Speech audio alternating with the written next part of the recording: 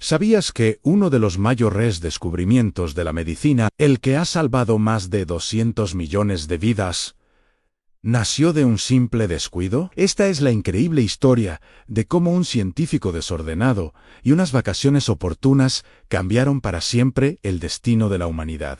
Nuestra historia comienza en una humilde granja de Escocia, donde en 1881 nació un niño llamado Alexander Fleming. Desde pequeño, su curiosidad era insaciable. No jugaba como los demás, él observaba. Le fascinaba cómo una pequeña herida en una oveja podía sanar por sí sola, cómo la naturaleza parecía tener sus propios secretos para curar. Esa fascinación lo llevó a Londres, a estudiar medicina, donde se enamoró de un mundo invisible a los ojos, el de las bacterias. Fleming no era el típico científico de bata impecable. Su mente era brillante, sí, pero su laboratorio era un caos creativo. Donde otros veían desorden, él veía un universo de posibilidades. Su vida daría un giro durante la Primera Guerra Mundial. Como médico en el frente, vio con horror cómo miles de soldados no morían por las balas, sino por infecciones que se apoderaban de sus heridas. Los antisépticos de la época eran tan agresivos que a menudo dañaban más que ayudaban. Fleming se juró a sí mismo que encontraría una bala mágica, algo que matara las bacterias sin dañar al paciente. Tras la guerra, volvió a su laboratorio en el Hospital St. Mary's. Pasaba horas y horas cultivando bacterias en pequeñas placas de vidrio, observando su comportamiento. Era un hombre solitario, absorto en su microcosmos. Y entonces llegó el verano de 1928, agotado. Fleming decidió tomarse unas merecidas vacaciones. En su prisa por salir, dejó una pila de placas de cultivo con bacterias Staphylococcus en un rincón de su mesa. No les dio mayor importancia. Fue un simple descuido, uno que estaba a punto de reescribir la historia. 2 semanas después, al volver, encontró su laboratorio tal y como lo había dejado. Mientras limpiaba el desastre, algo llamó su atención. Una de las placas estaba contaminada con un moho verdoso, algo bastante común, pero lo extraordinario era lo que ocurría a su alrededor.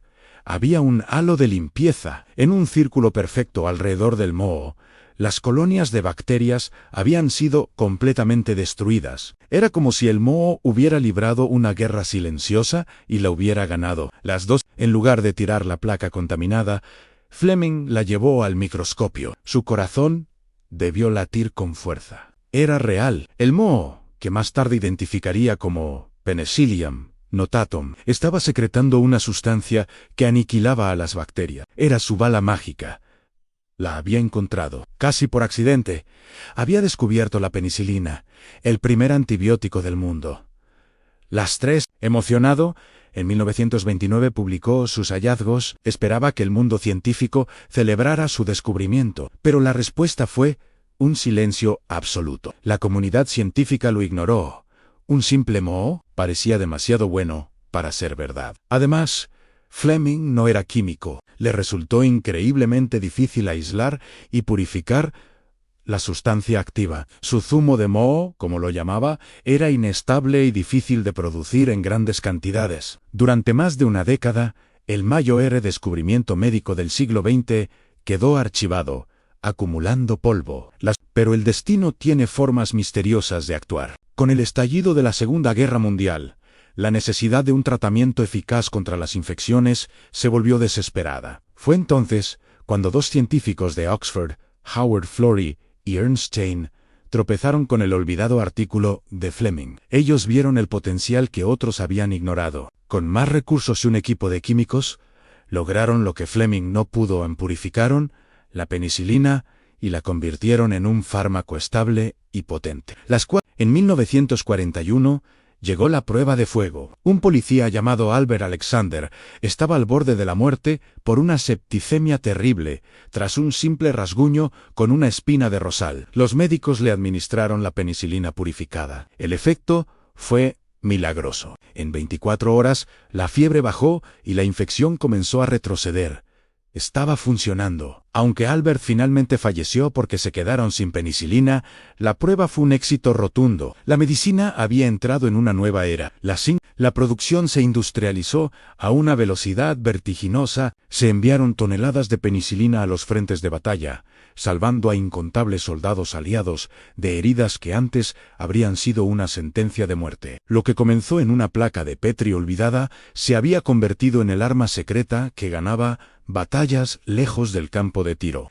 En 1945, el mundo finalmente reconoció la magnitud de lo ocurrido. Alexander Fleming, junto con Florey Chen, recibió el Premio Nobel de Medicina. Pero Fleming, siempre humilde, aceptó el honor con una advertencia profética. Dijo: no seamos negligentes. La naturaleza puede hacer que los microbios se vuelvan resistentes a la penicilina. Estaba anticipando, hace casi 80 años, uno de los mayores problemas de salud que enfrentamos hoy, a la resistencia a los antibióticos. Alexander Fleming falleció en 1955, pero su legado es eterno. Cada vez que un médico receta un antibiótico para curar una infección, está invocando el espíritu de aquel científico curioso y su afortunado descuido. Su laboratorio original se conserva hoy como un museo, una cápsula del tiempo que nos recuerda que los grandes avances no siempre provienen de un plan meticuloso. A veces,